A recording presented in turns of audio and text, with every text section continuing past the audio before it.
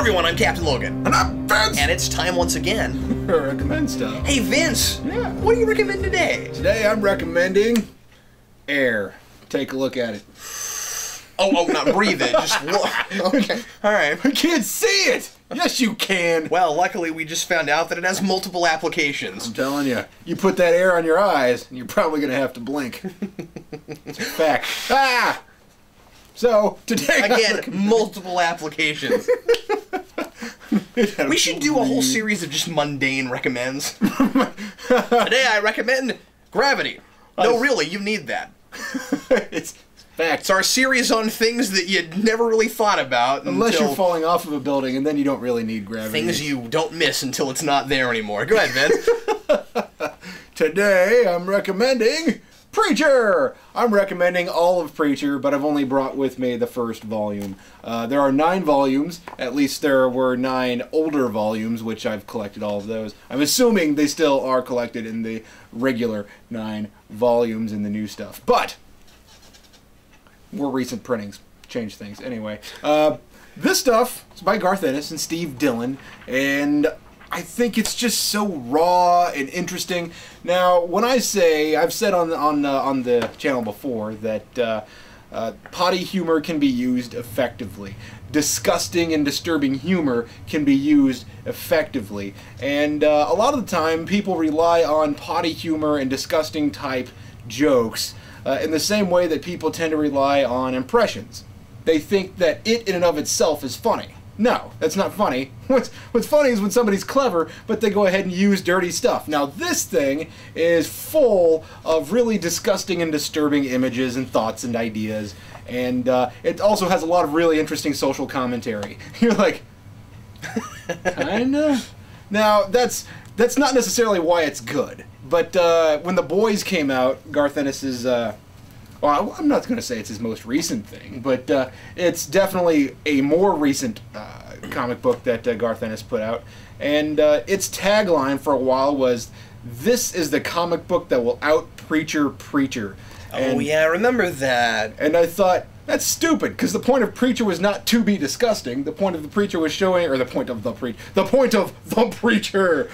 Preacher was to show the underbelly. It was trying to show a world in which God has deserted mankind, and then you have this wayward preacher that thought that there was no God for a little while, and has now realized that there is one, and now he's trying to figure out as to why God has deserted mankind. So he's trying to find him. There's basically anarchy in heaven, and Earth is the state that Earth is in, you know.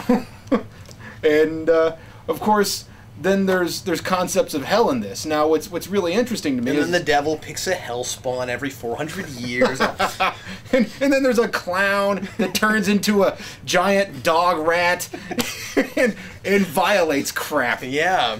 But there's characters in here that are just really interesting to me. Now, you have your main 3 people that you follow throughout the entire series. You have the Preacher, Jesse, you have Tulip, and then you have the Irish vampire, which I think the idea of an Irish vampire, Cassidy is his name, I think the idea of an Irish vampire is just kind of unique. He's a little punk rock, he's a little strange, and I really like this idea. And they explore these characters thoroughly. This is like a giant comic book novel.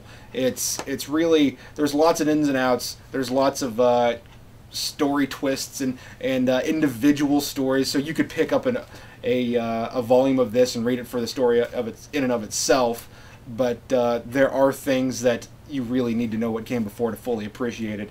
And by the time you get to the end of the book, the end of all 9 volumes, they have an ending that's supremely satisfying. You read it and you think to yourself, wow, there's a message in this. And it's not exactly a positive message, and it's not exactly anti-Christian. It's just kind of, it makes a point about humanity on the whole, and I think that's really interesting. So, of course, I have to mention that there are things in here that are definitely anti-religion based on its portrayal of religious officials, but it's not condemning religion, it's condemning the actions of people. That's my opinion. Right. But I feel like this is an extremely worthwhile read all 9 volumes. It's super funny, super disturbing, and extremely satisfying. You can do vaults on those? No. No? No. Oh, okay. All right. I think I'll do vaults of the things that I progressively read. I've chosen that I will recommend things that I have read in the past and go, hey, you should check this out, I loved it. Yeah. And then do vaults on things that I haven't read yet. Oh, I see. I will do vaults on things that I've read recently. Yeah. I'm going to do a vault on this. I've not read it. Yeah, yeah. I don't know what happened. So today, here's this thing, and I just bought it, and yeah, here's my unboxing video of a comic book. Today I'm going to recommend They Might Be Giants direct from Brooklyn. I don't think I've recommended this before. Hopefully not. I know I've recommended Gigantic, which is the documentary about the Giants. But anyway, I should recommend Gigantor. On the most recent episode of Who Reviews the Reviewers, unfortunately one of our contestants left, Sam, and Sam was supposed to review something from They Might Be Giants, and since that didn't happen, since I didn't get mine done, Vince, I thought I would recommend something to Team BG. And by the way, the Giants have a new album out right now, and I want to do a recommend on it, but I don't physically have it yet. I downloaded the tracks, I bought the tracks, but I don't have the CD, and I like physically recommending things. So anyway, the new album's called Nanobots, and I'll talk about it eventually down the road. I want to buy it on LP because they like to release those on vinyl, and I have a record player, and I think it's fun to buy things on vinyl. So so when I get the vinyl, I'll have that for you, and I'll show it to you. But anyway, this is a direct from Brooklyn. The reason I want to recommend this is because it's a really good place to start if you don't know They Might Be Giants, and I'm recommending this specifically to people that don't know the Giants.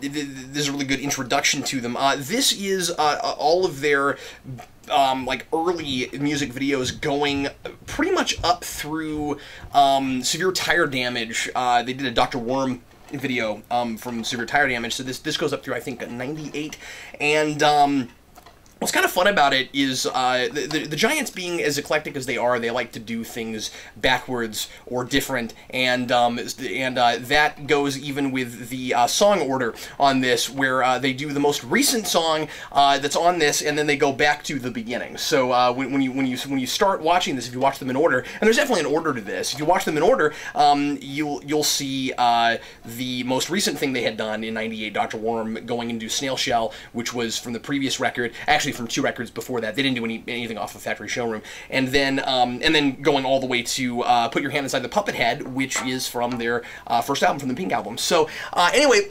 the Giants did a lot of really fun, kind of experimental videos back when making videos was experimental in and of itself. Obviously, well before the days of Everybody and His Dog making videos.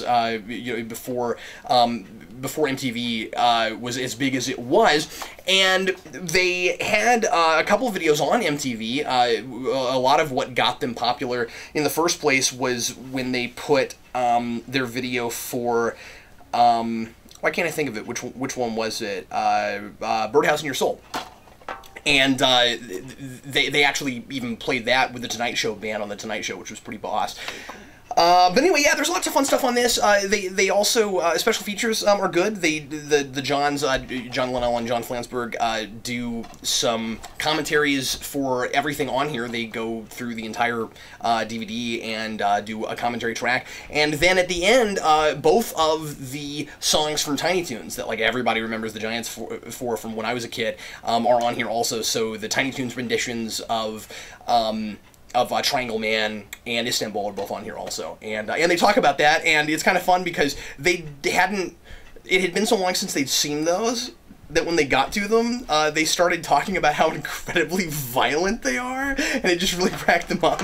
And They are pretty fun. yeah, and I thought that was kind of fun. But anyway, this, if you can find it, probably pretty cheap by this point, and definitely worth your time. And I'm sure some of these videos are available online. But anyway, my favorites, Puppet Head's hilarious, and it looked like it cost about $2.50 to make. And a lot of these early ones were that way too. No, there's no actual puppet head in Puppet Head.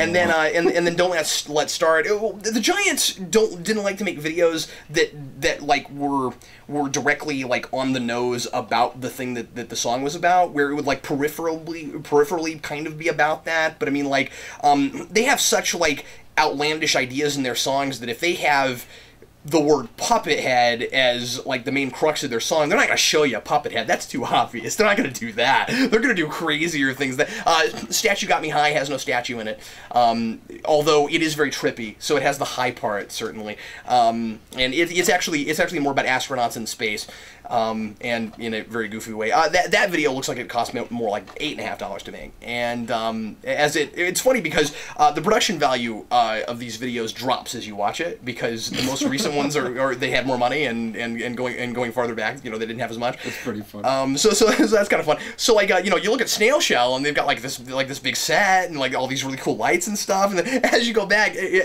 in time, they progressively they have less money, and it's really amusing. But anyway, this is a really fantastic DVD, and I won't, try to explain to you what the Giants are exactly if you've never heard them or seen them before, but if you like, really melodic, kind of quirky stuff, like I do, and if you like lyrics that make you think about things and that you have to kind of noodle for a while to figure out what the heck it's about, the Giants are definitely for you, and that's all I have. I was just so thrilled. Like, I couldn't even joke about it. I just thought it was so funny. Put your hand inside the puppet head. I'm like, oh my god, I need to go back and listen to this music. You know that song, right? No. Oh, you don't know that song? I don't know that I'll play one. it for you after the show. Yeah, it's great. You said it. It just held me throughout your entire thing. I couldn't stop smiling. I was like, put your hand inside. It's dirty. Yeah, a little bit, I guess. I never really thought about it, but you're right. Well, everybody, thanks a lot for watching us recommend things, and we'll recommend something for you once again next week. I'm Captain Logan. And I'm Vince. See you next time.